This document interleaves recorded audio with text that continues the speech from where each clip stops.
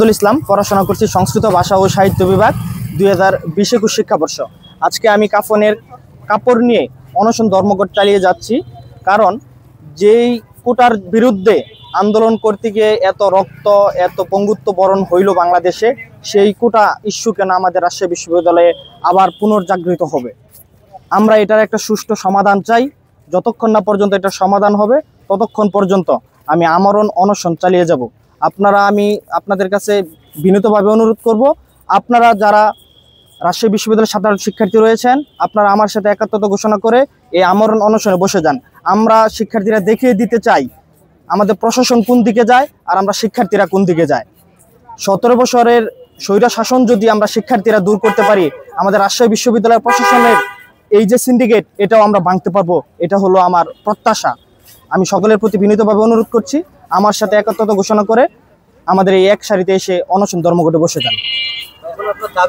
আমার দাবি হলো রাজশাহী বিশ্ববিদ্যালয়ের যে পুষ্যকোটা নামে যে বিস্ফোরা, এটা সমূলে শেষ করতে হবে। যতক্ষণ না শেষ হবে ততক্ষণ আমি অনশন চালিয়ে যাব। আমি রাকসু নির্বাচনে পদপ্রার্থী হোসেন শহীদ সোহরাওয়ার্দী হল, স্বতন্ত্র ভিপি প্রার্থী, কোনো প্যানেল ব্যতীত। হ্যাঁ, না, সংস্কৃত ভাষা ও সাহিত্য বিভাগ 2020-21 শিক্ষাবর্ষ। তখন 2021 সালে অ্যাডমিশন পরীক্ষা দেই। আমার মার্ক ছিল 68.5। আমি 68.5 পেয়ে সংস্কৃত ভাষা ও সাহিত্য বিভাগে পড়াশোনা করতেছি।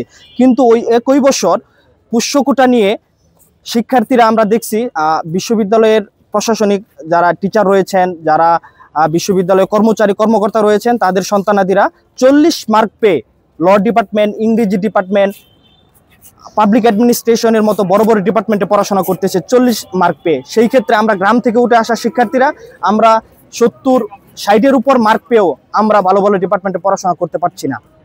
আমরা চাই এই একটা কোঠার যে ইস্যু, এটা একটা সুন্দরভাবে সমাধান হোক। আমাদের বিশ্ববিদ্যালয় প্রশাসন সাধারণ শিক্ষার্থীদের দিকে তাকাক, এটাই আমি চাই।